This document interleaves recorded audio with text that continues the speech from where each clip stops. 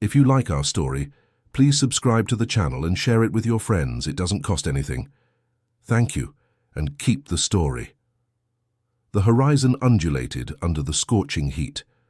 Clara felt strength abandoning her legs with each step. The small silver locket hanging from her neck, the only memento of her mother, seemed to weigh like a stone. Her lips, dry and cracked, murmured a prayer learned in childhood, when she still believed there was a just order in the world. The road stretched endlessly before her. The faded blue dress clung to her sweat-soaked body, and the braid she had, gathered so carefully before leaving, was slowly coming undone, releasing golden locks that danced with the occasional breeze. Each step was an act of rebellion. Each kilometer distanced her from the hell that had been her marriage. The sun reached its zenith when Clara felt the world beginning to blur around her. Her legs failed, and her knees hit the dusty ground. Her vision clouded as a thought crossed her mind like lightning. Is this freedom, dying alone in the middle of nowhere? She extended a hand toward the horizon, as if wanting to grasp something invisible, before darkness engulfed her completely. In the vastness of the desert, Clara's body lay like a fallen lily on the dry earth, while the wind dragged small swirls of dust around her, as if nature itself wanted to cover her vulnerable figure with a protective mantle. Ethan Carter rode unhurriedly along the path that crossed his lands. His figure, silhouetted against the dawn sky, cast an elongated shadow over the rocky terrain. Every morning he repeated the same ritual, walking the boundaries of his property like someone checking the stitches of a poorly closed wound. He was not a man of easy smiles. The harshness of the desert had permeated his spirit, and the absence of Mary, buried under the old oak next to the house, had finished hardening him. The horse suddenly whinnied, stopping its pace.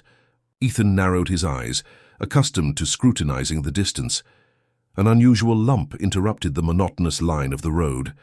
At first, he thought it might be some injured animal or a bundle fallen from a cart. As he approached, the shape defined its contours. It was a woman. He dismounted with agility, despite his knees punished by years of hard work. He knelt beside the motionless body. A delicate face, though marked by suffering, revealed itself beneath a layer of dust. His calloused fingers sought the pulse in the stranger's neck. Weak, but present. "Ma'am," he called with a deep voice. "Ma'am, can you hear me?" Silence was his only response. Ethan observed the woman's hands. They were not the rough hands of a field worker, but neither were they the soft hands of a society lady. They were hands that told a story he couldn't decipher yet. A small silver locket shone on her chest, incongruous with her disheveled appearance. Without thinking too much, Ethan lifted her in his arms. Her body weighed surprisingly little, as if hardships had consumed her substance. Carefully, he accommodated her on his horse and mounted behind her, holding her with one arm while taking the reins with his free hand. The road back to the hacienda seemed longer than ever. The sun slowly ascended, tinting the landscape with copper tones. Ethan could feel the woman's shallow breathing against his chest, a reminder of the fragility of life that he himself had tried to forget. For an instant, the memory of Mary slipped into his mind like a fleeting shadow. Mary on her deathbed, holding his hand as life abandoned her, along with the child who was never born. The house finally appeared on the horizon, a solid construction of wood and stone, a silent witness to his days of solitude. Martha came out to the porch upon hearing the horse's hooves, her dark face furrowed with wrinkles of wisdom, contracted in a gesture of concern when she saw what Ethan was bringing with him. "Mr. Carter, what happened? Who is this woman?" "I found her on the East Road, Martha," Ethan replied as he dismounted with the stranger in his arms. "Prepare the guest room and bring fresh water." Martha nodded and hurried inside. Ethan crossed the threshold of his house with that unconscious woman, feeling that something indefinable had just changed in the constant rhythm of his days. Consciousness returned to Clara like the tide, in slow and confusing waves. First came the sounds, the crackling of wood in some nearby fireplace, the murmur of distant voices, the soft tinkling of metal against porcelain. Then, sensations. the softness of clean sheets against her skin, the comforting weight of a blanket over her body, an herbal scent she couldn't identify. Finally, she opened her eyes. A wooden ceiling stretched above her, with robust beams that seemed to narrate stories of ancient times. The room, modest but clean, was bathed in the golden light of evening that filtered through curtains of worn lace. In a chair by the window, a middle-aged black woman was knitting something with rhythmic and precise movements. Clara tried to sit up, but a sudden dizziness forced her to lie back down. The slight movement alerted the woman, who set aside her work and approached with a light step. "Slowly, child," she said with a warm voice while placing a hand on her forehead. "You've been unconscious for almost 2 days. "Where am I?" whispered Clara, her throat as dry as sandpaper. "At the Carter Hacienda. Mr. Ethan found you passed out on the road. I'm Martha Jenkins. I take care of this house." Martha offered her a glass of water, which Clara drank eagerly. Each sip seemed to return fragments of her being, as if the liquid reconnected parts of her soul that had disconnected during the escape. "What's your name, dear?" Martha asked as she removed the glass. Clara hesitated. Should she use her real name? What if Victor was looking for her? Fear, her old companion, stirred in her chest like a cornered animal. "Clara," she finally replied, omitting her surname. "My name is Clara." Martha nodded, without pressing further. There was something in her eyes that suggested she perfectly understood what it meant to have secrets. "Dr. Green came to see you yesterday," Martha continued, arranging the pillows so Clara could sit up. "He said you were dehydrated and exhausted, but that you would recover with rest and good nutrition." Clara observed her own hands, surprised to see them clean, her nails carefully cut. Someone, Martha, she assumed, had bathed her while she was unconscious. The idea of that forced intimacy caused her a shiver, but also a strange gratitude. "And Mr. Carter?" she asked, vaguely remembering the severe face of a man leaning over her outside tending to the cattle. "He's a reserved man, but of good heart." Martha paused, as if considering how much she should reveal. "He lost his wife 2 years ago. Since then, he lives more with memories than with the living." A knock on the door interrupted the conversation. Ethan Carter entered, removing his hat in an automatic gesture. His eyes, the color of the sky before a storm, settled on Clara with a mixture of relief and caution. "I see our guest has awakened," he said, maintaining a prudent distance. Clara found herself unable to hold that intense gaze.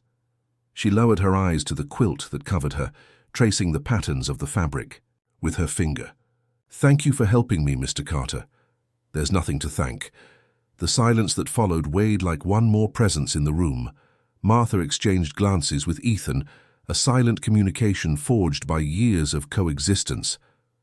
"I'll bring you something to eat, Miss Clara," said Martha, heading for the door. "You need to regain your strength." When they were alone, Clara felt the air become denser. Ethan remained motionless, like a statue carved in stone. His hands, large and calloused, held his hat tightly as if it were a shield. "When you feel better, miss, I'd like to know what you were doing alone in the middle of the desert," he finally said. "These lands are not safe for a woman traveling without company." There was no accusation in his voice, only a pragmatic concern. Even so, Clara felt how invisible walls were erected around her, fortresses built by years of distrust. "I'll tell you everything, Mr. Carter," she promised. "But not today, please." Ethan nodded once and headed for the door. "Rest, miss. You're safe here." When the door closed behind him, Clara released the breath she didn't know she was holding. She brought her hand to her neck, instinctively seeking the locket, and found it where it always was. She opened it with trembling fingers, revealing the tiny portrait of her mother, the only person who had loved her unconditionally. "Am I really safe, Mom?"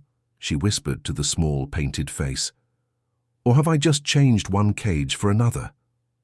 The days at the Carter Hacienda passed with their own cadence, marked by rituals as ancient as the land itself. Dawn brought with it the crowing of roosters and the aroma of freshly made coffee. Noon was announced with the sun at its zenith and the bell that Martha rang for lunch. Twilight came with purplish hues and the return of the field workers.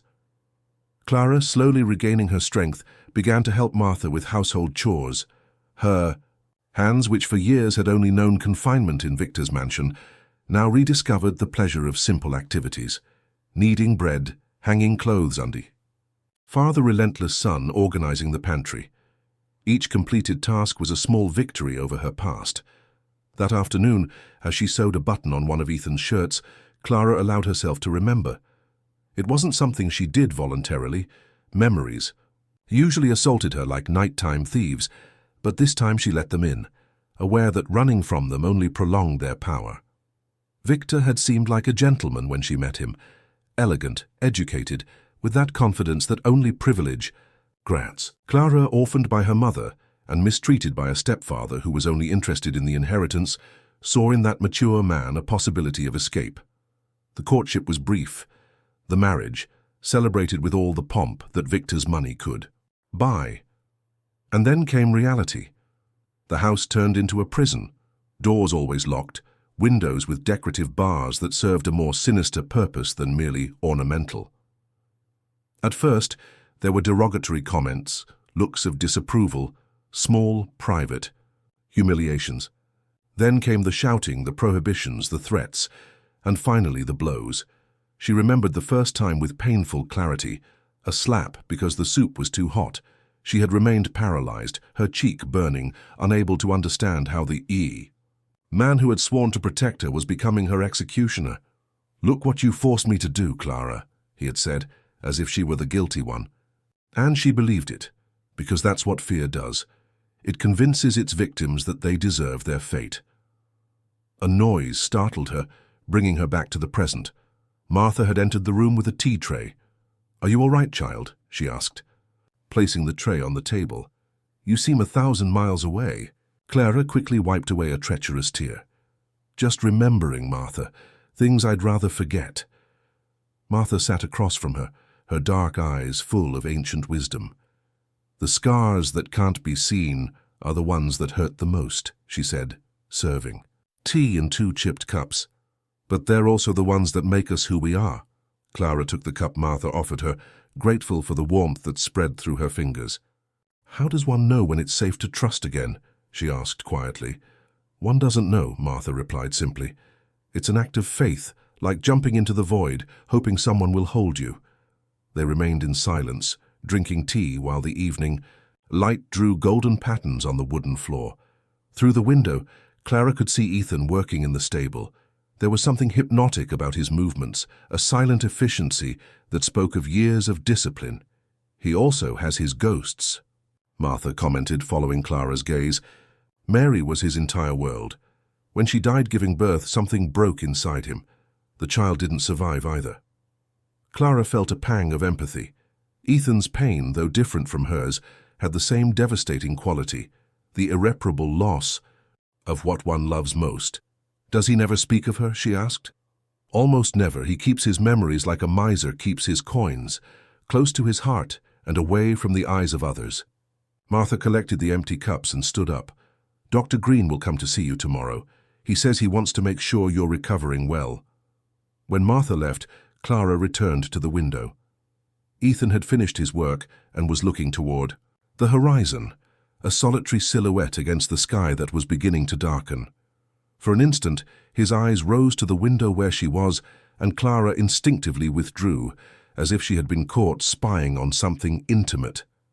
That night, as she prepared for bed, Clara made a decision. She would tell Ethan her story. Not everything, perhaps, but enough to explain her presence on his lands. She owed it to the man who had offered her refuge without asking questions.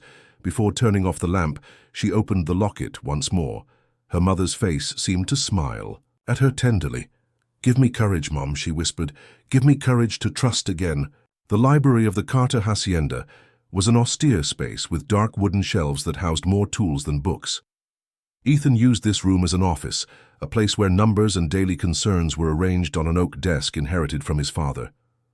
It was there that Clara decided to speak, after Dr. Green declared her recovered.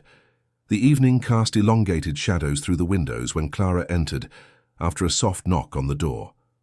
Ethan was standing by the window, contemplating the distant mountains with an indecipherable expression. He turned when he sensed her presence.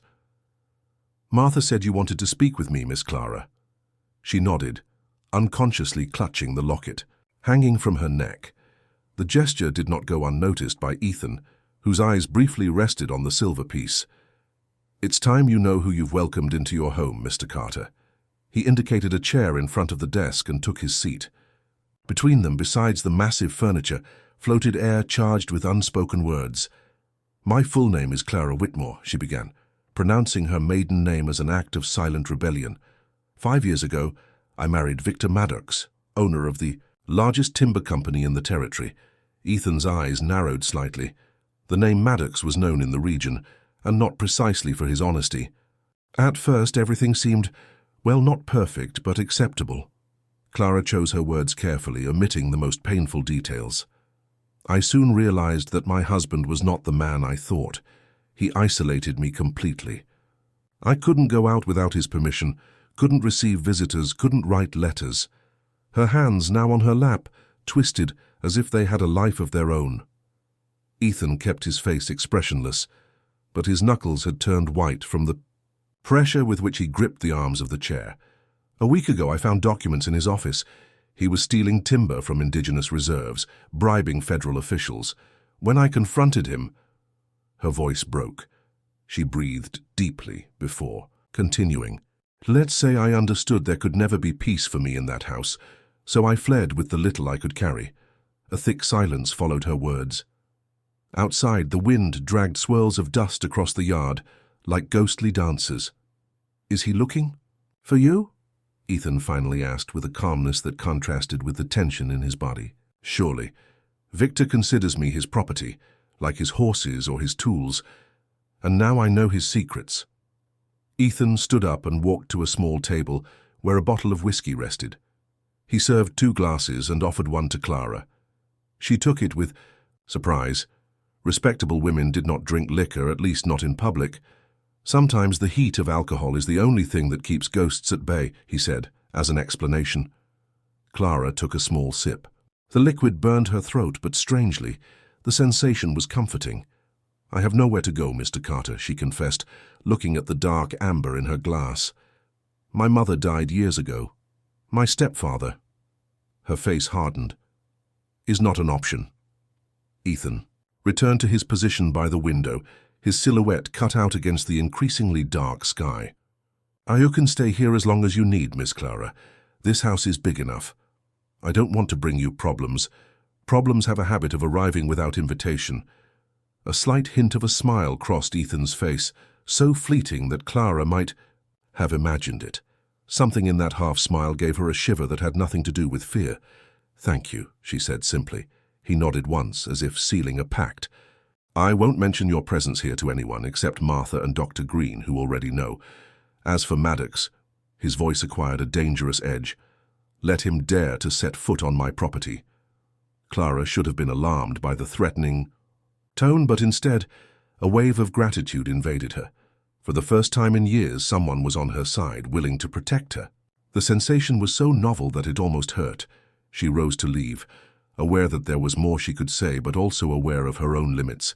At the threshold, she stopped. "May I ask you something personal, Mr. Carter?" He looked at her cautiously, but nodded. "Why are you helping me? You owe me nothing." Ethan took a long sip from his glass before responding. "My wife used to say that each act of kindness is a light in the darkness. I suppose I'm trying to keep that light burning for her." Clara nodded, understanding that she had just received a valuable confidence. She said nothing more, simply closed the door softly behind her. As she returned to her room, she noticed that the weight on her shoulders seemed slightly less. She hadn't realized how much she needed to share her truth, even if it was only a part of it. What she hadn't said, the humiliations, the beatings, the constant terror, remained hers to bear. But for tonight at least, she breathed more easily. The sky dawned covered with leaden clouds, unusual for that time of year. Clara observed from the kitchen how the wind shook the branches of the old mesquite that gave shade to the patio. There was something in the atmosphere, an indefinable tension that seemed to presage a storm. "Strange weather," Martha commented, kneading bread with rhythmic movements. "The animals have been restless since dawn." Clara nodded, concentrating on peeling potatoes for the midday stew. Her hands had acquired small calluses, insignias of a new life that she was beginning to build. She had been at the Carter hacienda for 3 weeks, and each day she felt a little more part of that place, a little less fugitive. Ethan had left early with 2 of his men to check a fence on the northern boundary of the property. He wouldn't return until the afternoon, he had said. Clara surprised herself by lamenting his absence. In recent days, they had developed a silent but comfortable routine. They breakfasted together before dawn, exchanging few words but many glances. At night, they sometimes met on the porch to contemplate the stars, each immersed in their own thoughts but strangely connected in their shared muteness. The sound of approaching hooves interrupted her musings. Martha looked out the window, wiping her hands on her apron. "It's not Mr. Ethan," she murmured with concern. "It's 3 riders. I don't recognize them." Clara's heart stopped for an instant.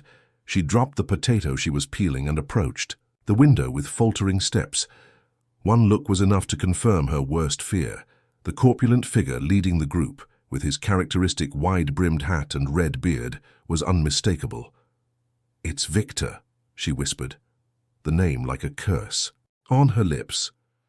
"He's found me." Martha took her arm firmly. "Go to your room and lock the door. Don't open to anyone except me or Mr. Ethan." "Understood?" Clara nodded, grateful for the older woman's presence of mind. As she climbed the stairs, she heard knocks on the main door, as forceful as gunshots. She locked herself in her room and curled up in a corner, hugging her knees as she did when she was a child, and hid from her stepfather's outbursts of anger. From her position, she could hear fragments of the conversation taking place downstairs. "My wife. I know she's here. There's no woman in this house except me, sir. We'll search the place if necessary. Mr. Carter wouldn't approve." The dialogue became more heated. Clara covered her ears, unable to bear the idea that Martha might suffer because of her. Should she surrender? Perhaps if she returned to Victor voluntarily, he would leave without causing more problems. But the prospect of returning to that life of terror paralyzed her. A sound of broken glass startled her. Then heavy footsteps on the staircase. Someone was coming up. Clara looked frantically around, searching for an escape route. But the only exit was the window, and they were on a 2nd floor. The door shook under violent blows. "I know you're in there, Clara." Victor's voice, distorted by rage, filtered through the wood. "Open the door or I'll break it down." Clara backed up until she touched the wall. Her hand found, almost by accident, a small porcelain vase on the dresser. She gripped it, ready to defend herself if necessary.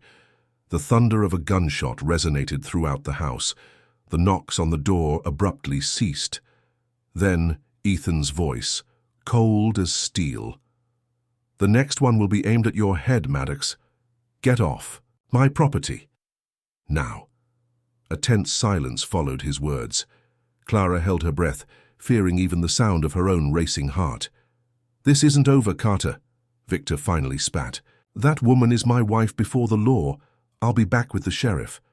"Do it," Ethan responded, imperturbable, "and I'll tell the sheriff about your business with timber from indigenous reserves. Let's see who has more to lose." Footsteps moving away, angry murmurs, the slam of the main door, and then the sound of hooves moving away. Only when silence returned to the house did Clara allow herself to breathe. She slid to the floor, exhausted by the tension. Shortly after, a soft knock on the door startled her. "Miss Clara, it's me. Ethan?" "They're gone now." With trembling hands, Clara opened the door. Ethan was there, the rifle still in his hand, his gaze intense but reassuring. "Are you all right?" he asked, examining her with his eyes. She nodded, unable to articulate words.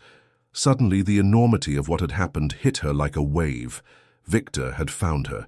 He knew where she was, and he had threatened to return. "Can't stay here," she finally murmured. "I'll put you and Martha in danger."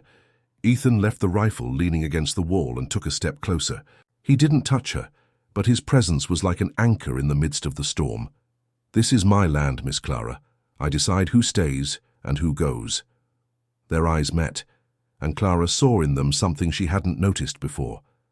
A fierce, protective determination, which made her fear recede a little. "Why risk yourself like this for me?" she asked in a whisper. Ethan averted his gaze to the window where the clouds were beginning to disperse, revealing patches of blue sky. "Maybe because I've already lost too much to fear losing more," he responded quietly. "Or maybe because for the first time in a long time I've found something worth fighting for." He moved away before Clara could respond, leaving her with a strange mixture of fear and hope bubbling inside her. The days following Victor's visit passed in a tense calm. Ethan had increased vigilance on the property boundaries, and two of his most loyal men now stood guard in shifts. Clara moved through the house like a restless shadow, divided between gratitude for the protection she received and guilt for being the cause of so many complications. One particularly hot morning, while helping Martha hang freshly washed sheets, Clara noticed a small abandoned garden behind the house. Withered plants and wild herbs disputed a space that must once have been productive. "It was Mary's garden," Martha explained, following her gaze. "She had a good hand with plants. Since she left, no one has taken care of it." Clara approached the rickety wooden fence, feeling a strange connection to that neglected space. Somehow that garden was like her, forgotten, mistreated, but with possibilities to flourish again.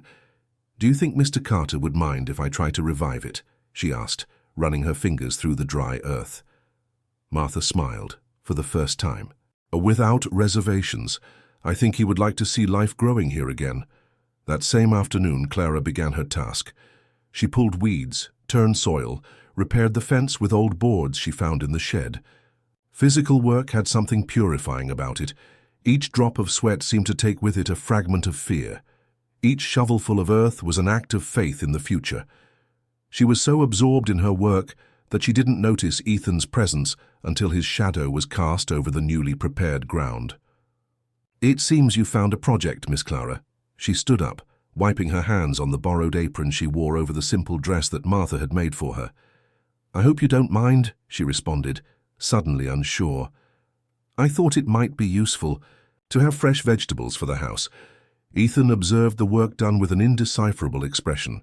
Clara held her breath, fearing she had crossed some invisible boundary. After all, that garden had belonged to Mary. Perhaps it should have remained as it was, as a monument to her memory. Mary always said that the land needs constant care, just like the heart, Ethan finally said, his voice softer than usual. She would be glad to see hands working it again. Clara felt a lump in her throat. It was the first time Ethan had voluntarily mentioned his late wife. "She must have been an extraordinary woman," she commented cautiously. She was. Ethan knelt and took a handful of soil, letting it run through his fingers. She especially liked tomatoes. She said they were like little sons that one could eat. A fleeting smile illuminated his face, transforming it completely. Clara found herself thinking how attractive he was when the shadows of pain parted, even if just for a moment. "I'll go to town tomorrow," Ethan continued, standing up. "I can bring seeds if you tell me what you need." Clara nodded, grateful not only for the practical offer, but for the implicit acceptance it contained. Ethan was validating her presence at the hacienda, her right to create something lasting there. "Tomatoes, then," she responded. "And perhaps some aromatic herbs. My mother always said that a good kitchen is recognized by its aromas before its flavors." Ethan looked at her with curiosity. "You don't talk much about your mother." Clara unconsciously touched the locket she always wore around. "She died when I was 15, tuberculosis." Her voice was tinged with an ancient but still living sadness. "She taught me everything important: reading, writing, cooking, and dreaming. Especially that last one. She said that dreams are maps to find paths where there seem to be none." "A wise woman," Ethan commented. "It shows in you." Clara blushed, unaccustomed to sincere compliments. With Victor, each compliment was a coin she later had to pay with interest. "And your parents, Mr. Carter?" she asked, diverting attention from herself. "My father built this hacienda from nothing. He was a hard but fair man. He died in the war, fighting for the Union." He paused.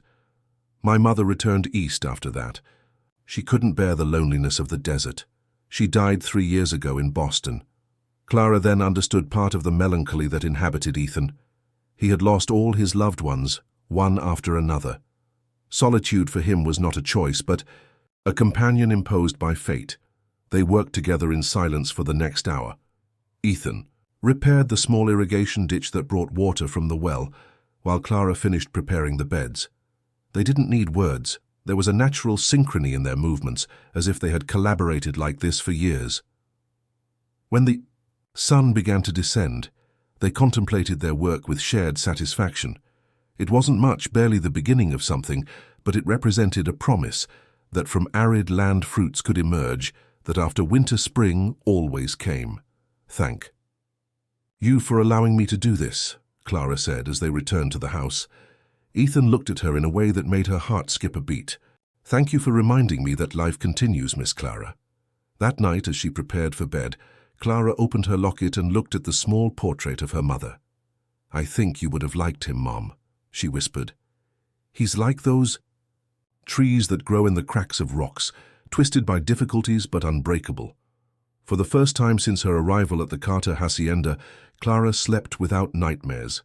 The town of Dustwood was nothing more than a main street flanked by wooden buildings worn by sun and wind, with some side alleys where modest houses grouped together. However, on the day of the annual county fair, the place came to life with merchandise stalls, improvised competitions, and music from out-of-tune violins. Clara observed everything with wondering eyes from the driver's seat of the cart where she traveled with Ethan and Martha. It was her first outing from the hacienda in almost 2 months, and the prospect of being among people, of experiencing something akin to normality, filled her with nervous excitement.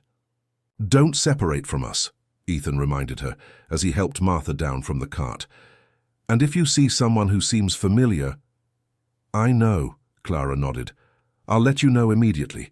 She wore a simple but clean dress that Martha had adapted for her, and a straw hat with a blue ribbon that partially hid her face.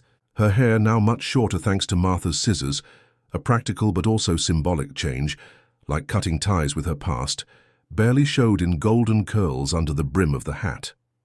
The three toured the stalls, stopping here and there to examine merchandise or exchange greetings with acquaintances. Clara noticed the curious glances she received. Evidently, the presence of a young woman alongside the widower Carter aroused speculation. Ethan Carter, a booming voice stopped them in front of the blacksmith's stall. Is it that my eyes deceive me, or have you come out of your cave? The man approaching was corpulent, with a well-trimmed grey beard and perspicacious eyes behind metal-framed glasses. Dr. Green, Ethan greeted with a nod. I believe you know Miss Clara.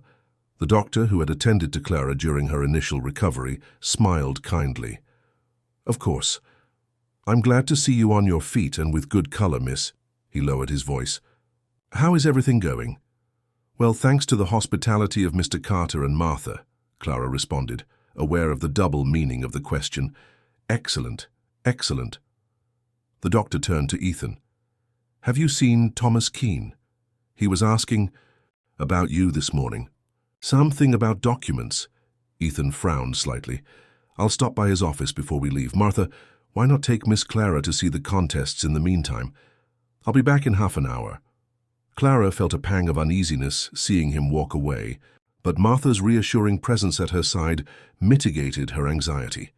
They continued touring the fair, stopping in front of a used bookstall that immediately captured Clara's attention.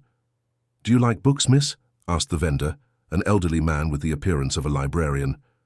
Very much, she replied, caressing the spine of a volume of poetry. But it's been a long time since I've had the opportunity to read. The man showed her several copies, and Clara ended up selecting a children's storybook with colorful illustrations. For teaching to read, she explained to Martha, who looked at her with curiosity. I always wanted to be a teacher. Martha smiled with approval, but her expression changed abruptly as she looked beyond Clara's shoulder. Her hand closed over the young woman's arm. We need to leave, she murmured urgently. Now.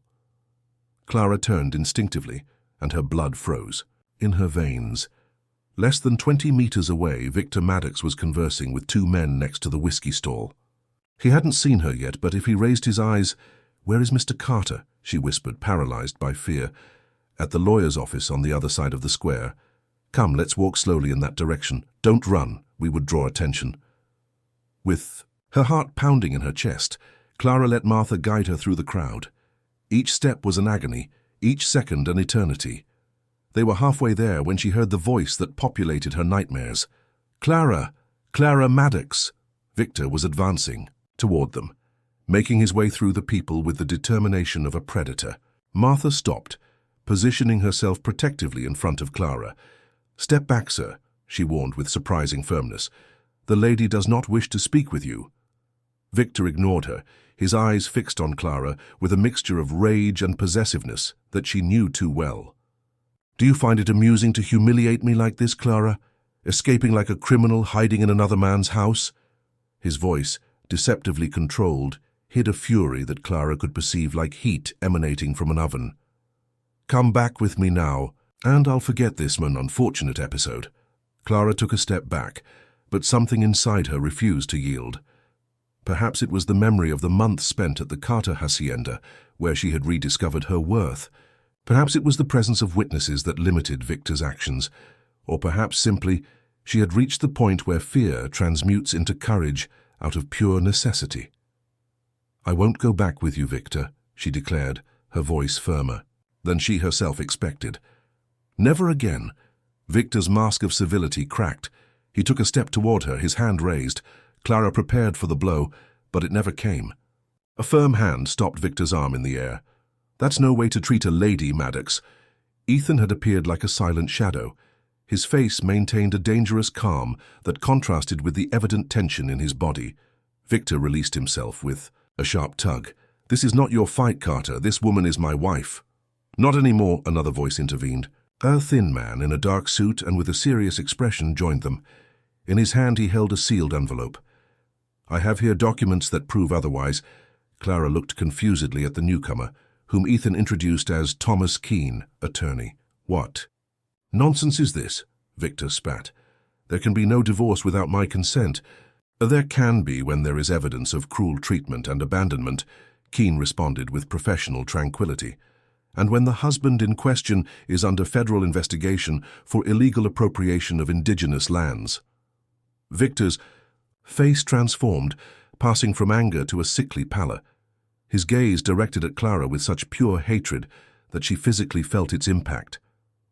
"You," he hissed. "You told them." "The documents speak for themselves, Mr. Maddox," Keene intervened.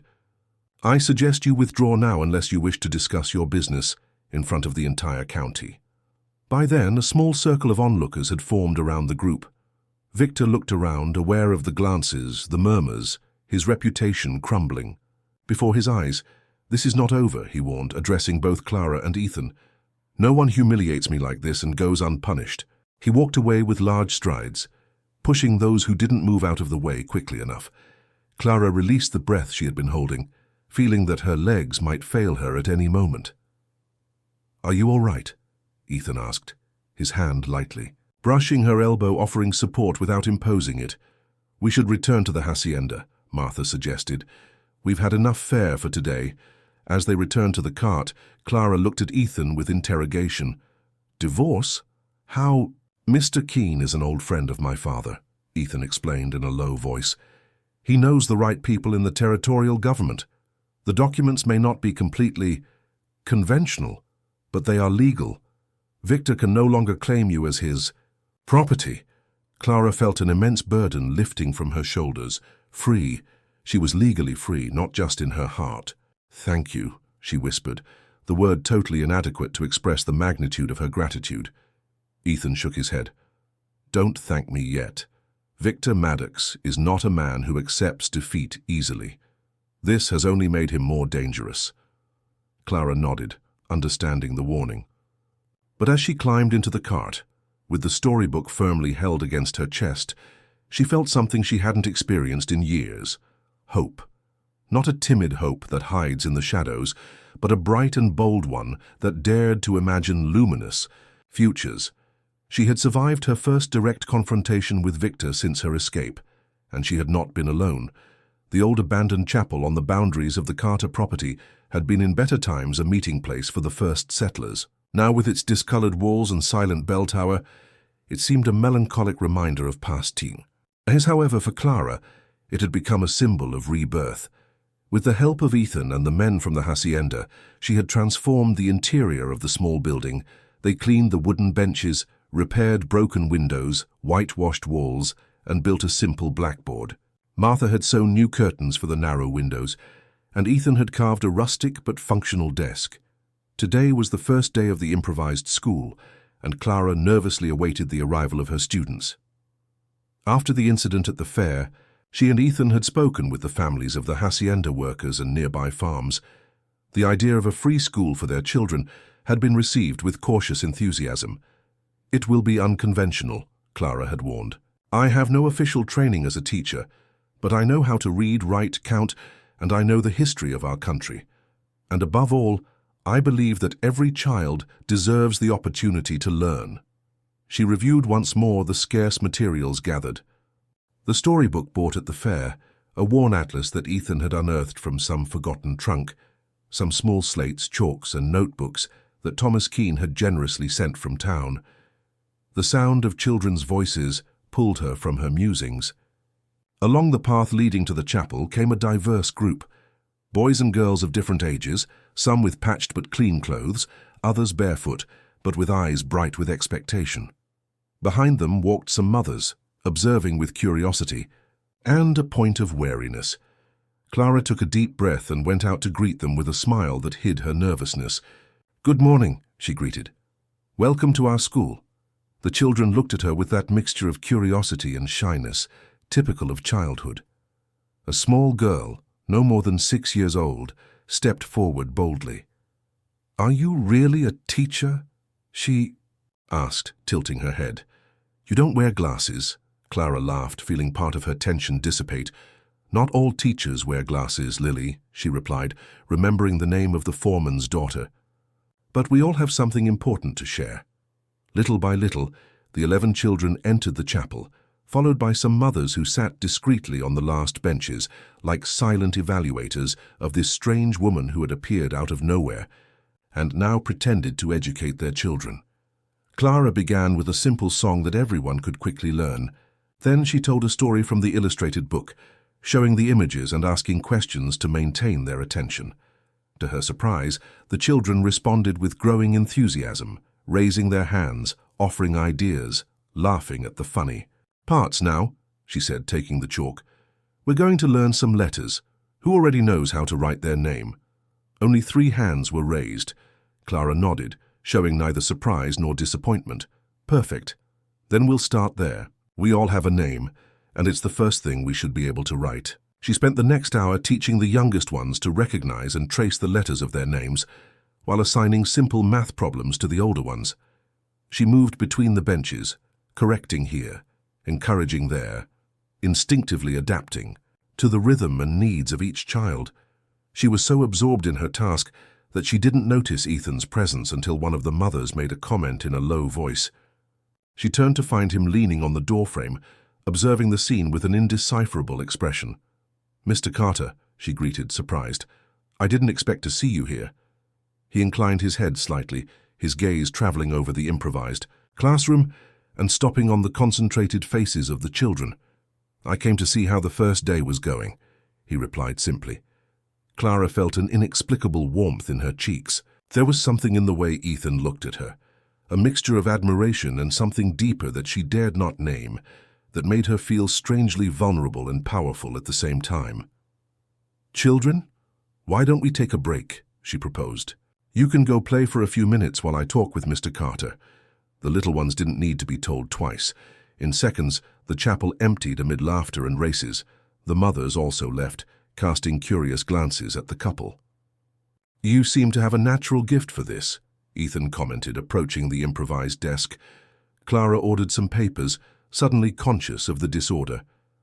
"I always wanted to teach," she confessed.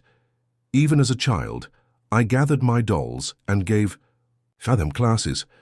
My mother said I was born with a teacher's soul." Ethan nodded as if this information confirmed something he already suspected. "I've received a letter," he said, changing the subject. "From Santa Fe. They're looking for teachers for their new school." Clara looked at him, surprised. "Santa Fe? But that's 2 days' journey by stagecoach," he completed. I've told them about you.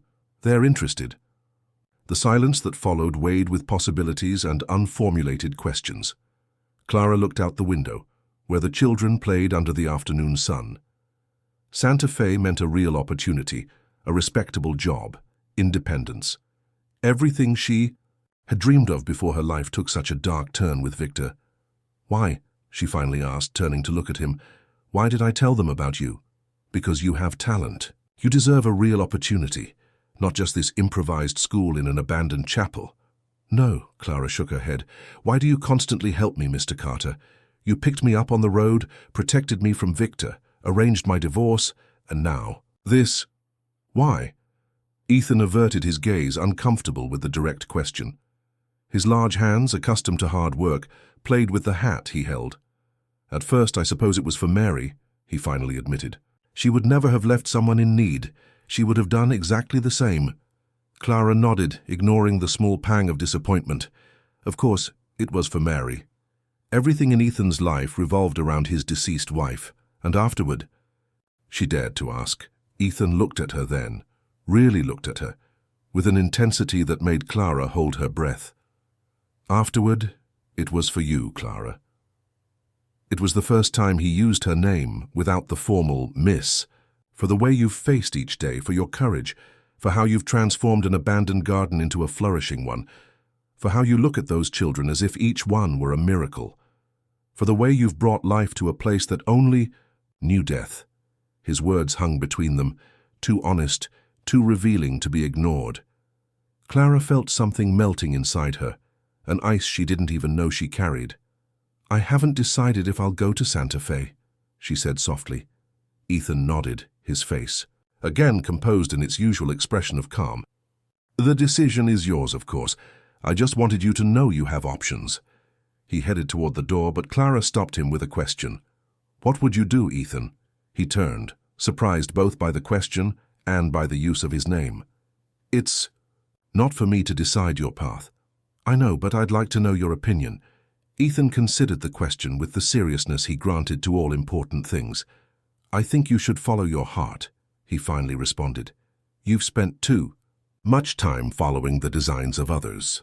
With those words he left, leaving Clara with turbulent thoughts and a heart that for the first time in years dared to consider not only survival, but happiness.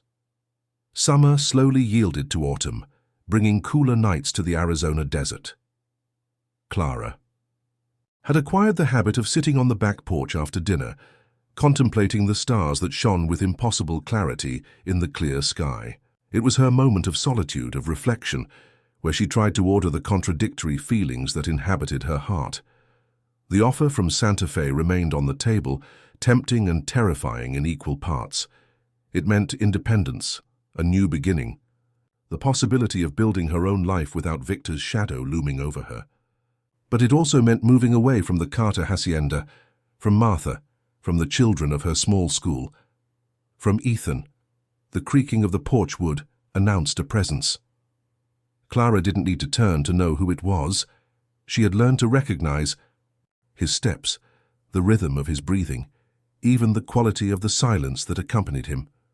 "Good evening, Ethan," she greeted softly. He approached and sat in the adjacent chair, offering her a light blanket that Clara accepted with a grateful smile. "The nights are starting to cool," Ethan commented, looking toward the starry sky. "Winter will soon arrive." Clara nodded, adjusting the blanket over her shoulders. A silent comfort had developed between them that made constant words unnecessary. They could remain like this, sharing space and time, without the urgency to fill every moment with conversation. "I've been thinking about the Santa Fe offer," Clara finally said. "I should respond to them soon." Ethan nodded, his profile silhouetted against the night sky. "Have you made a decision?" "Not yet." Clara fixed her gaze on the crescent moon. "There are days when I'm convinced I should go, build that new life. And then—" She left the phrase incomplete, but Ethan seemed to understand. "And then," he encouraged. Her gently, Clara breathed deeply, gathering courage. "And then I think about everything I would leave behind about Asia. How this place has become my home, more than any other place since my mother died." She paused. "About you." The last words were barely a whisper, but in the silence of the night, they resonated like a confession. Ethan remained motionless, as if fearing that the slightest movement might break the fragility of the moment. "Clara," he began, his voice hoarser than usual. "You don't have to say anything," she interrupted.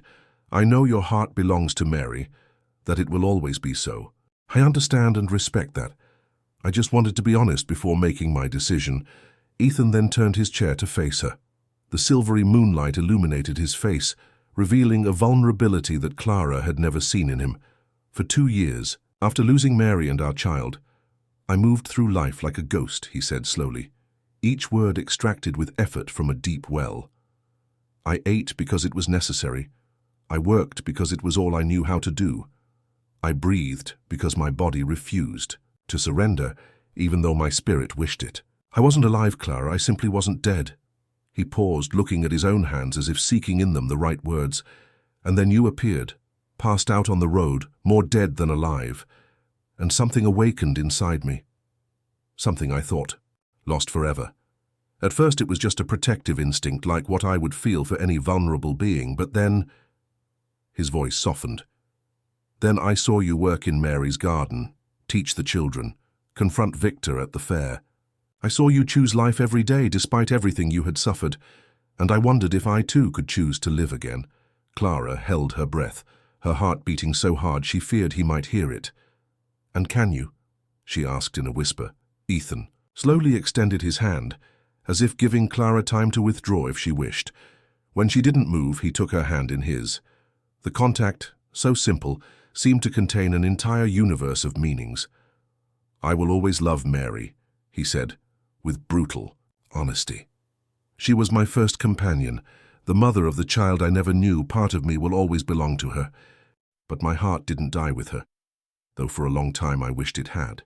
His fingers, rough from work but infinitely gentle, traced patterns on Clara's palm. "I don't want you to go to Santa Fe," he confessed. "It's selfish of me, I know. You deserve that opportunity, deserve to build your life without the shadows of the past, without the complications that staying here implies. But I can't lie to you and say I would be happy about your departure." Clara felt her eyes filling with tears. She had dreamed of this moment, but had always discarded it as an impossible fantasy. "I'm afraid, Ethan," she admitted. "Not of Victor, or not only of him. I'm afraid of surrendering to these feelings and discovering that I'm just a replacement, a consolation for your loneliness." Ethan shook his head, his eyes intense in the darkness. "You could never be a replacement, Clara. You're as different from Mary as dawn is from dusk, both beautiful but impossible to confuse." He brought Clara's hand to his lips and deposited a kiss light as a feather on its back. "I'm not asking you to make a decision now. Just know that, if you choose to, stay. It wouldn't be just for the children or for the security this house offers you. It would be because there is a man here who has learned to live again thanks to you, and who wishes to share that life if you allow it." Clara could no longer contain the tears. They flowed freely down her cheeks, not of pain, but of a relief, so deep that it seemed to purify her soul. "I need time," she finally said, "to be sure that this is what I really want, and not just the reflection of my gratitude or my fear of the unknown." "All you need," Ethan nodded, gently releasing her hand. "Time is the only thing we have in abundance in this desert." He stood up, but before leaving he leaned over and deposited a light kiss on Clara's forehead. A chaste, respectful gesture, but one that contained a promise that made her heart race. "Good night, Clara." "Good night, Ethan." When she was alone, Clara looked back at the stars. They shone with a new light, as if the entire universe had rearranged itself in the last few minutes. For the first time since her arrival at the Carter Hacienda, she allowed herself to imagine a future that wasn't defined by fear or flight, but by the possibility of love. The small object rested on Ethan's palm, catching glints of light from the oil lamp. It was a simple ring, a silver band with intricate engravings representing intertwined branches, and a single turquoise inlaid like a piece of sky captured in metal. "It belonged to my grandmother," Ethan explained, as Thomas Keene examined it with professional interest. "She was one of the first pioneers to cross these lands, My grandfather gave it to her when they decided to settle here, as a symbol that they would put down roots together in this arid land. The lawyer nodded, returning the ring to his friend. "Are you sure about this, Ethan?"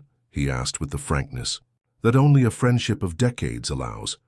"It hasn't even been a year since Miss Clara came into your life." Ethan carefully stored the ring in a small carved wooden box. "More sure than I've been in a long time, Thomas." His gaze directed toward the window, from where the chapel where Clara gave her daily classes could be seen. "She has brought light to a place that only knew shadows." Keene observed his friend with a mixture of joy and concern. "Victor Maddox hasn't given up, you know. My contacts at the courthouse say he's been asking questions, looking for ways to annul the divorce." Ethan's expression hardened. "Let him try. The documents are legal. Legal or not, Maddox is a dangerous man with influences." Keene stood up, preparing to leave.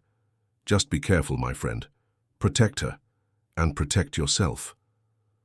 When the lawyer left, Ethan remained in his office, the small box open before him. Mary had never worn that ring. He had bought her a new, more elegant one when they married. But now the old family ring seemed the perfect symbol for what he wanted to offer Clara. Not a new beginning that erased the past, but a continuation, an interweaving of stories, of roots that deepened in the same earth. Clara was returning from the chapel with a small bundle of notebooks under her arm. The children had advanced notably in recent months. Even the youngest ones could now write their names and recognize basic letters and numbers. The pride she felt was so pure, so satisfying, that sometimes she caught herself smiling for no apparent reason. The offer from Santa Fe was still there, like a door ajar to an alternative future. But since that night on the porch, since the mutual confession of feelings, Clara was leaning more and more toward a decision. She confirmed it the day before sending a polite but firm letter declining the position. "Miss Clara," the childish voice pulled her from her thoughts. Lily, the little girl who had been the first to speak to her on that first day of school, was looking at her with large, curious eyes. "Yes, dear? Is it true that you're going to marry Mr. Carter?" Clara stopped abruptly, surprised. "Who told you that?" "My mum told my dad that Mr. Carter asked his grandmother for the marriage ring." The girl tilted her head. "Are you going to be our teacher forever?" Clara felt an intense blush rise to her cheeks. Ethan had requested a family ring. Her heart skipped a beat. They hadn't spoken directly about their feelings since that night, although 1,000 small daily gestures, a hand brushing hers as bread was passed at the table, sustained glances at sunset, a bouquet of wildflowers left by her door, had woven a growing intimacy between them. "I don't know anything about any ring, Lily," she responded softly. "And as for being your teacher, as long as there are children who want to learn, I'll be here." The little girl seemed satisfied with the answer and ran toward her house. Clara continued her way to the hacienda, with turbulent thoughts and an accelerated heart. Martha received her in the kitchen with a knowing smile that confirmed Clara's suspicions. Something was being prepared, and she seemed to be the last to find out. "Mr. Ethan wants you to dine with him tonight," Martha informed, taking the notebooks that Clara still held. "On the west porch at sunset." "Martha, what's going on?" Clara finally asked, unable to contain her curiosity. "Lily just asked me if I'm going to marry Ethan." The older woman laughed softly. "Children and their imaginations," she commented with feigned innocence. "Now go prepare. I've left hot water and that lavender soap you like so much." The west porch of the hacienda was the best place to contemplate the sunset. Ethan had arranged a small table with a white tablecloth, dishes Clara had never seen before, and a bouquet of wildflowers that illuminated the center. 2 oil lamps waited, ready for when the sun completely disappeared. Clara appeared in the doorway, dressed in the only good dress she owned, a simple blue dress that Martha had adapted for her. She had let down her hair, which now almost reached her shoulders, and had adorned it with a small white flower. Ethan was left breathless when he saw her. He wore his best shirt and pants, freshly cut hair, his beard perfectly trimmed. In his left hand, hidden behind his back, the small wooden box weighed as if it contained the future itself. "You look beautiful," he said simply. Clara smiled, approaching the table. "All of this is beautiful, Ethan. But what's the occasion?" He pulled out her chair for her to sit, a formal gesture that contrasted with his usual pragmatism. "Do we need an occasion to celebrate?" he responded, sitting across from her. "Life itself is reason enough, don't you think?" Dinner passed with light conversations about the school, the garden that now prospered. Thanks to Clara's care, plans for the approaching winter. Despite the apparent normality, Clara perceived a tension in Ethan, a contained energy that vibrated under his usual calm. When they finished dessert, an apple pie that was Martha's specialty, the sun had completely disappeared, leaving behind a canvas of stars that seemed closer than ever. Ethan lit the lamps and then, to Clara's surprise, knelt beside her chair. His face, usually so controlled, now showed a vulnerability that deeply moved her. "Clara," he began, his voice deeper than normal, "when I found you on that road, I thought I was saving a life. I didn't know that in reality it was you who would save mine." He extracted the wooden box from his pocket and opened it, revealing the silver ring that shone under the dim light of the lamps. "This ring belonged to my grandmother, a woman who, like you, faced adversity with courage and grace." He took Clara's hand, which trembled slightly. "I can't promise you a life without difficulties. Victor remains a threat, and this land will never be generous. But I can promise you that you will never be alone facing those difficulties, that we will see each dawn together, and that I will do everything in my power for you to find in me the companion you deserve." Clara felt that her heart might burst. Tears clouded her vision, but they weren't tears of sadness. "Clara Whitmore, would you do me the honor of becoming my wife?" At that moment, all the doubts Clara might have harbored vanished like mist under the sun. It wasn't gratitude she felt for this man, nor was it fear that tied her to this land. It was love, as simple and at the same time as complex as life itself. "Yes," she responded, her voice broken with emotion. "Yes, Ethan Carter, I will." "Marry you?" He slid the ring onto her finger, a perfect symbol of union between past and future. Then he stood, and with infinite tenderness, took Clara's face between his hands. Their lips met in a kiss that tasted of promises, of new beginnings, of wounds that heal and give way to stronger skin. Under the starry canopy of the Arizona desert, two souls marked by pain found at last a home in each other. Dawn brought with it a cold wind that dragged clouds of dust and ominous omens. Clara awoke with a feeling of uneasiness that she couldn't explain. The ring on her finger, symbol of the promise exchanged just 2 weeks ago, caught a ray of sun filtering through the window, as if reminding her that she now had reasons for hope. The preparations for the wedding advanced with the practical efficiency that characterized everything at the Carter hacienda. Martha sewed a simple but elegant white dress, while Ethan and his men conditioned the chapel for the ceremony that would be officiated by the itinerant pastor who visited the area each month. It would be a modest but meaningful celebration with the small community that had become family to Clara. That day, however, a sense of disquiet disturbed the routine. Clara noticed it first in Martha, whose movements in the kitchen lacked their usual rhythmic precision, then in one of the cowboys, who entered hurriedly looking for Ethan, exchanged some words in a low voice with him, and both left with grave expressions. "What's happening, Martha?" Clara finally asked, unable to bear the tension. The older woman hesitated, as if weighing how much truth to share. "They've seen riders on the northern boundary," she finally responded. "Too many to be common travelers." Clara felt a shiver run down her back. "Victor?" Martha nodded slowly. "It's possible. Mr. Ethan has gone to check." The minutes dragged with torturous slowness. Clara tried to concentrate on kneading bread, but her hands trembled too much. Finally, the sound of hooves announced Ethan's return. His face, upon entering the kitchen, confirmed Clara's worst fears.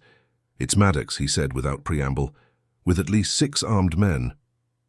"What do they want?" Clara asked, though in her heart she already knew the answer. Ethan removed his hat, passing a hand through his hair with a tired gesture. "He says he's discovered limestone deposits on my lands. He wants the property. And you. Clara's initial. Fear gave way to a burning indignation. It was always about possession with Victor. Lands, resources, people. Everything was for him an object to acquire, a territory to conquer. "What are we going to do?" she asked, surprised by the firmness of her own voice. Ethan looked at her with a mixture of pride and concern. "You and Martha will go to town with Thomas Keene. He's already been notified." "No." Clara's refusal was immediate and categorical. "I won't run away again, Ethan. Not from Victor, not from anyone. Clara, please." "No." She took his hands in hers, looking directly into his eyes. "We've built something beautiful here together. If we have to defend it, we'll do it together." Martha observed the exchange with eyes bright with contained tears. She knew that look in Clara. It was the same determination she had seen grow day by day since the young woman had arrived, weak and frightened, at the hacienda. "Mr. Ethan," the older woman intervened, "I think Miss Clara is right. Besides, someone should go to town for help. I can do it." Ethan hesitated, divided between his protective instinct and respect for Clara's decision. Finally, he nodded. "All right. But promise me you'll stay safe," he said, addressing Clara. "If things get ugly, you'll go with Martha without protest." She nodded, though they both knew it was a promise she probably wouldn't keep. Noon brought Victor Maddox and his men. They arrived like a dust storm, their horses snorting after the race, their weapons gleaming under the relentless sun. Ethan waited on the porch, his rifle loaded but not yet aiming.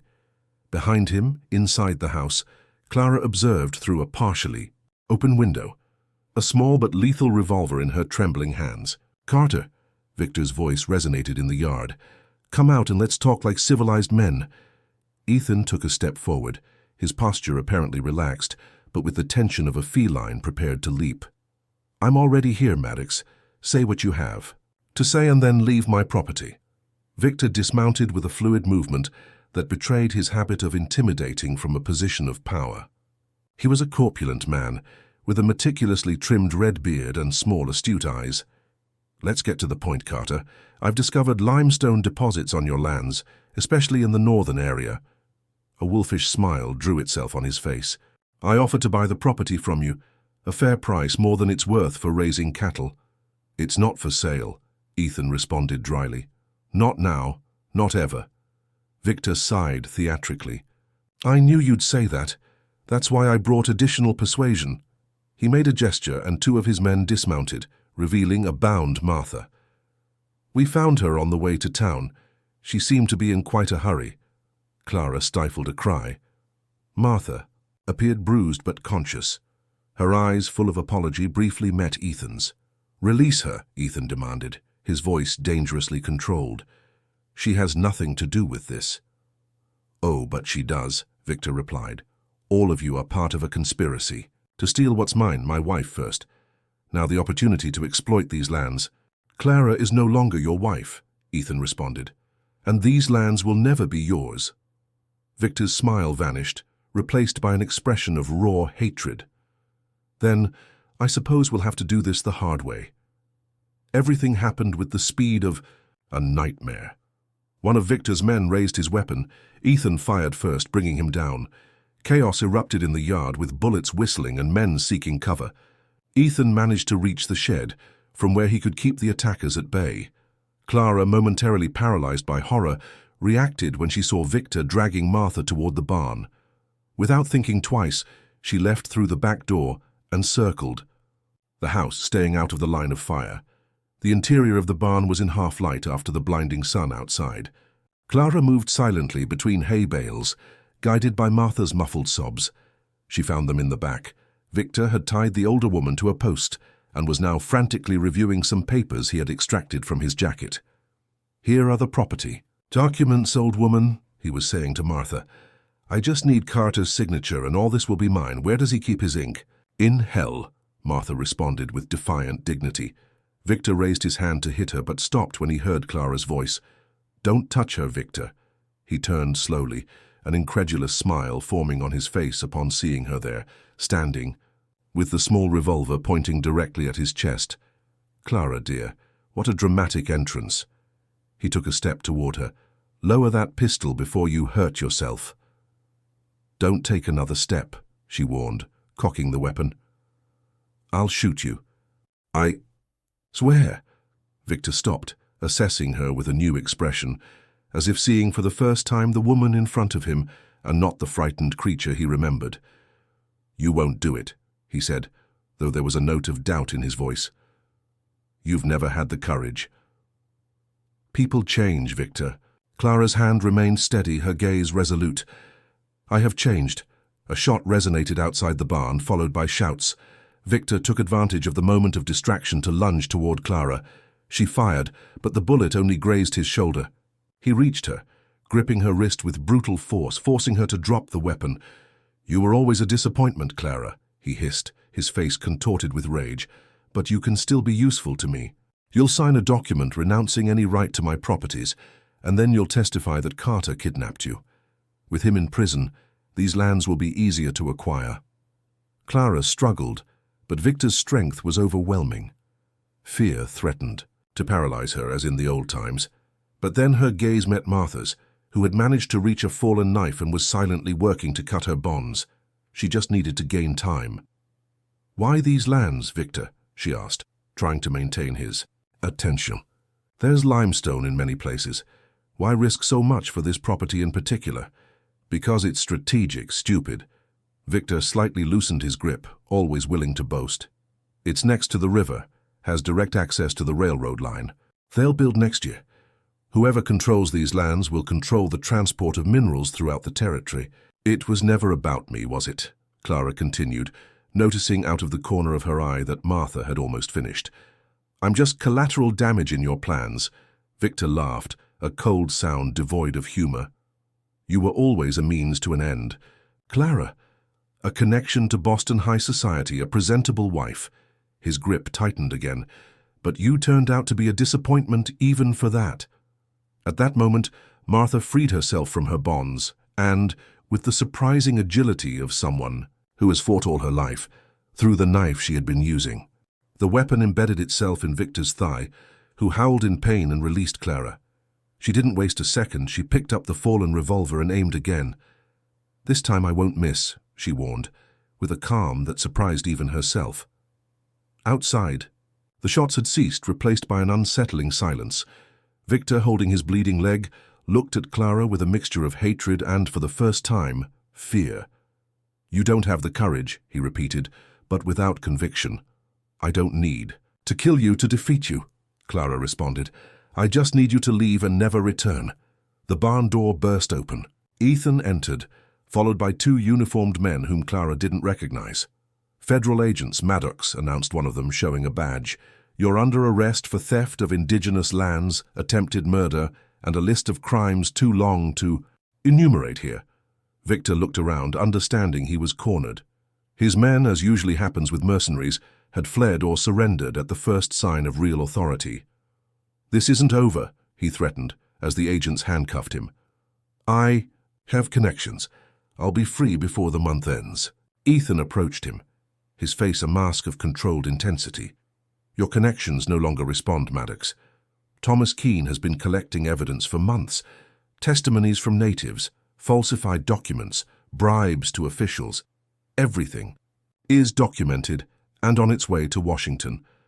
The realization of his defeat was reflected in Victor's face like a dark shadow. For the first time, Clara saw the man behind the mask of power. Small, petty, cowardly. The agents took Victor away amid empty protests and threats. When the barn was silent, Ethan turned toward Clara and Martha. Without words, the three merged. In an embrace, relief and tension releasing in silent tears. Are you hurt? Ethan asked, examining Clara with a worried look. She shook her head. I'm fine, better than fine. A trembling but genuine smile illuminated her face. I think, at last I'm free. Martha, bruised but indomitable, took the hands of both between hers. You always were, child, she said with a voice charged with emotion.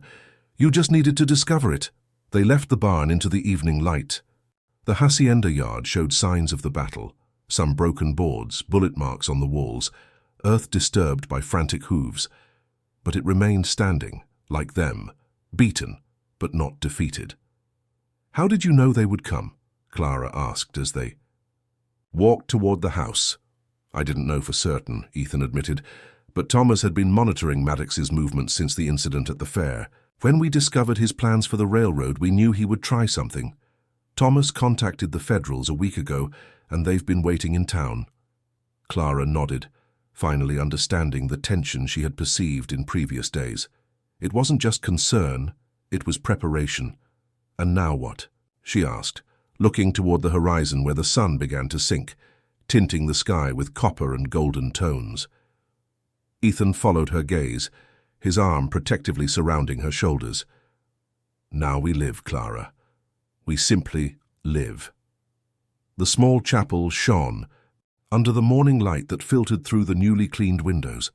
Garlands of wildflowers and ribbons decorated the benches, transforming the austere building into an almost magical space.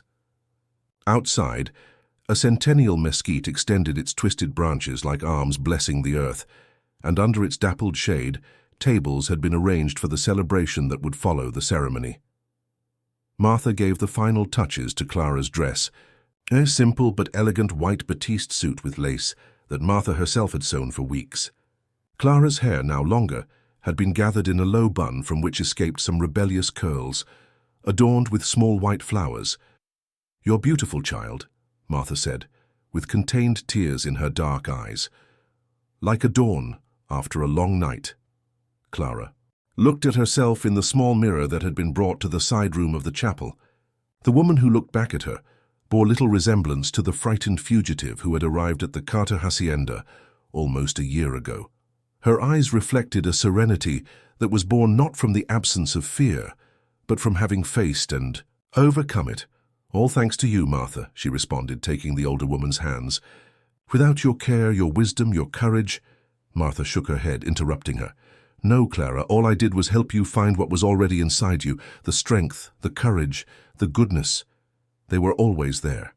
They just needed space to flourish." A soft knock on the door announced the presence of Dr. Green, who had accepted the honor of giving Clara away in the ceremony. "Are you ready, ladies?" he asked with an affectionate smile. "We have an impatient groom waiting at the altar."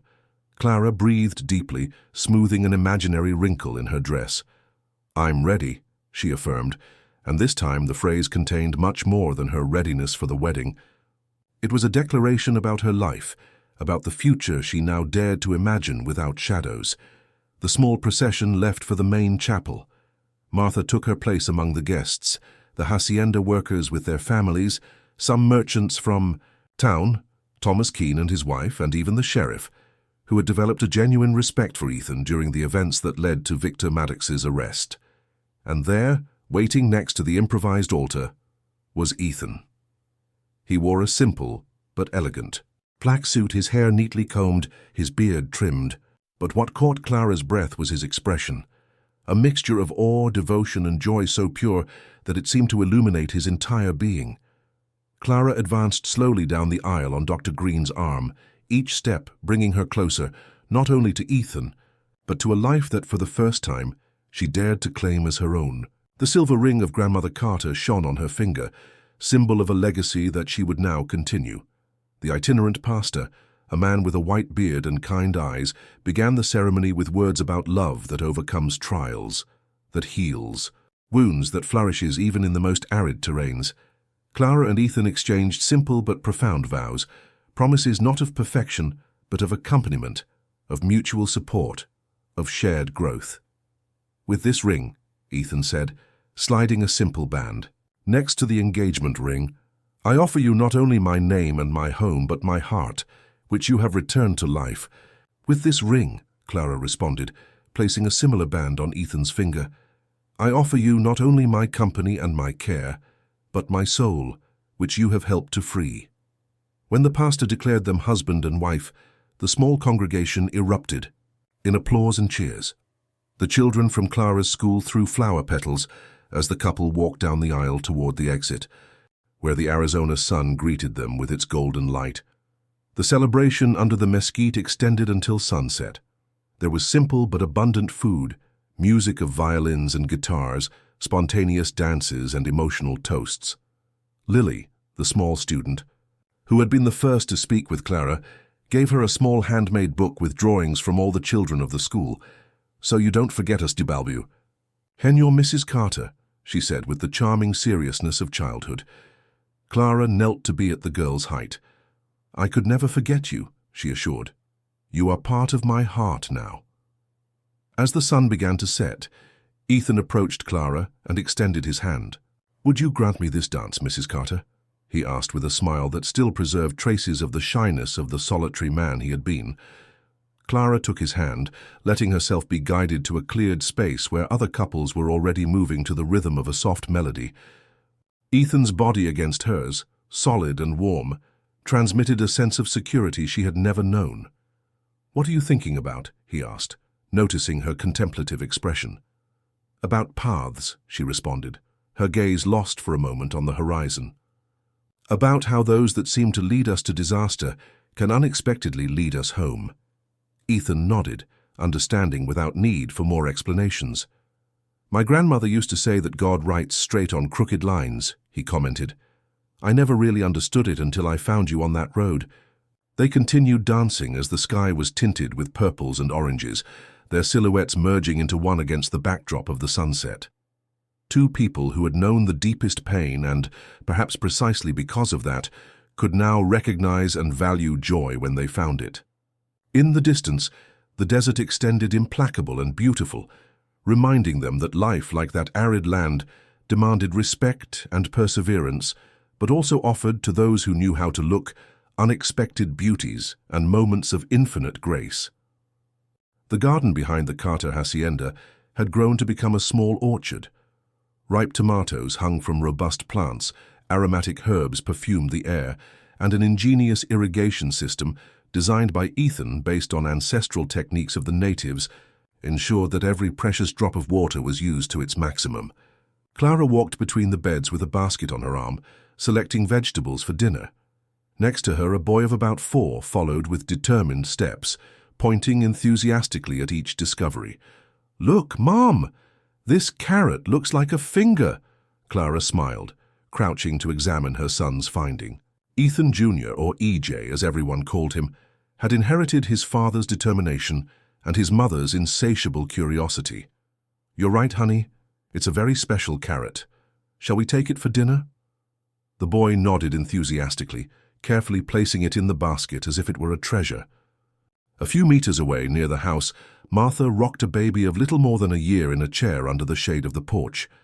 Mary Lou, named in honor of 2 important women, Clara's mother and Ethan's first wife, gurgled happily as Martha sang her an ancient lullaby. The Carter hacienda had prospered in the last 5 years. After Victor Maddox's arrest, finally condemned to 15 years for his multiple crimes, the region had entered a time of relative peace and growth. The railroad indeed had arrived, but instead of destroying the land as Victor had planned, it had brought new opportunities under the more ethical administration of men like Ethan and Thomas Keene, who had formed an association to ensure that progress benefited everyone, including native communities. Clara's school in the old chapel had become a formal institution, with its own building constructed by the community and recognition from the territorial government. It now had 3 more teachers, all trained under Clara's tutelage, who continued, teaching the youngest while supervising the educational program she herself had designed. "Dad's coming!" EJ suddenly exclaimed, running toward the path where a figure on horseback was approaching. Clara followed her son with her gaze, feeling that familiar warmth in her chest that she experienced every time she saw Ethan return home.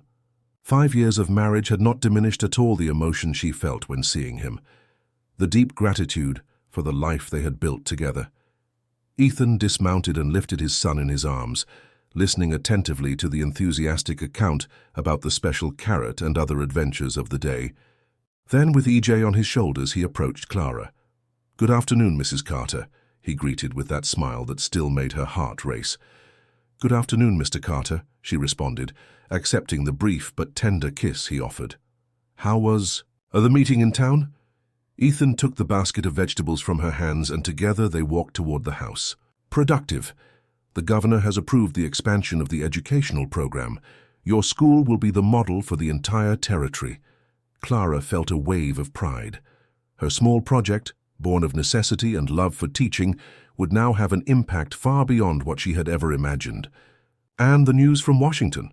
she asked, referring to the proposal they had sent to protect part of the native lands from indiscriminate exploitation. "Thomas says there are good possibilities. The new Secretary of the Interior seems more receptive than the previous one."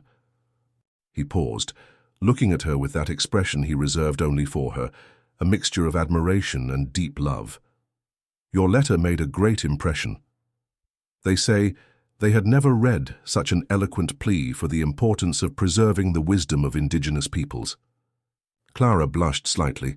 Her writings on rural pedagogy and, more recently, on the need to integrate native knowledge into modern education had gained attention even in academic circles in the East.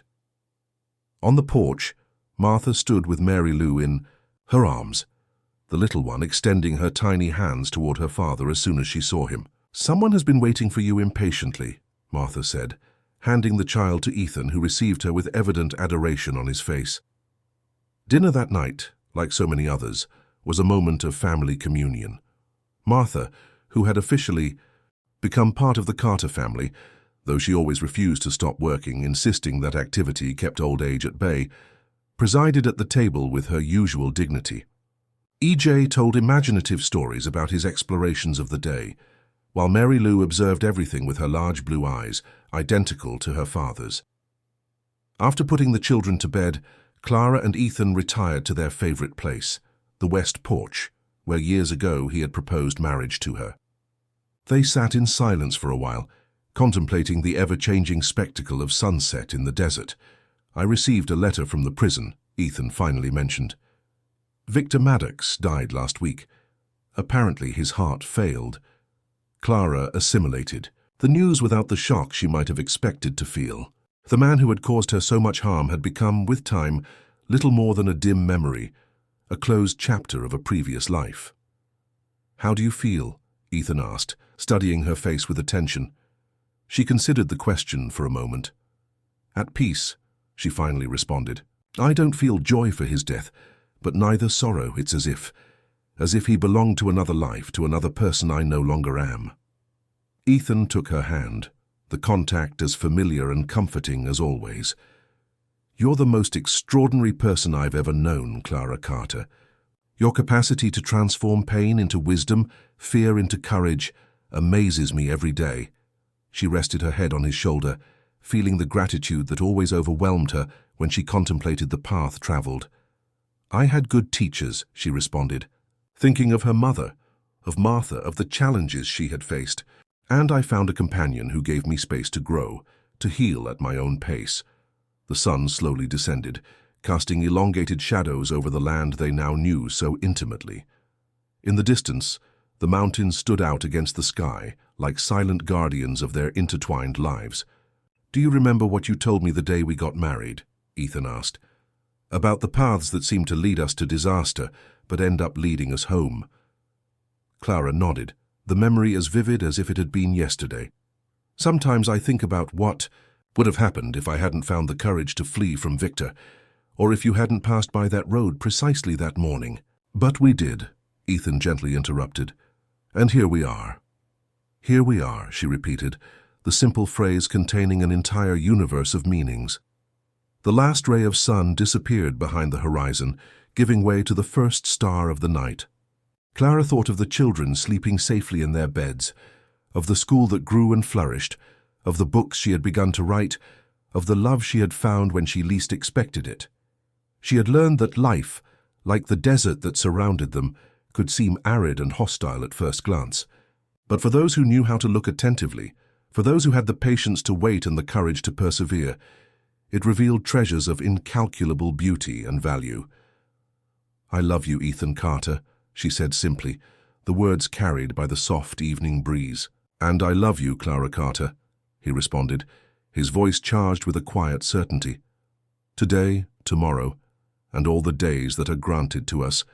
As darkness gently enveloped them, Clara thought of the locket she still kept, now holding not only her mother's portrait, but also a small lock of hair from each of her children.